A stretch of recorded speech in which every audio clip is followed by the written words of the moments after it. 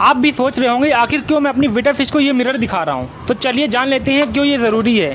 पहला रीज़न है behaviour observation. Mirror दिखाकर मैं अपने बेटा फिश का नेचुरल बिहेवियर ऑब्जर्व करता हूँ। देखिए, जब बेटा फिश अपने आप को देखती है तो वो एग्रेशन शो करती है और ये इनकी पर्सनालिटी समझने का सबसे अच्छा तरीका है। दूसरा रीज़न है ब्रीडिंग स्टिमुलस। मेल बेटा मिरर देखकर मेटिंग बिहेवियर दिखाता है, इससे मैं ब्रीडिंग के लिए प्रिपरेशन कर सकता हूँ और ये हेल्थ चेक करने के लिए भी हेल्पफुल है। मिरर से मैं अपनी बेटा फिश का हेल्थ और एक्टिविटी लेवल को चेक करता हूँ। मिरर से बेटा एक्टिव और क्यूरियस रहता है। अगर आप भी अपने बेटा फिश के सामने मिरर रखना चाहते हैं तो याद रखें कि अगर आपका बेटा स्ट्रेस ले रहा है तो मिरर हटा दें। और इतना सब करने के बाद एक लाइक और सब्सक्राइब तो बनता है।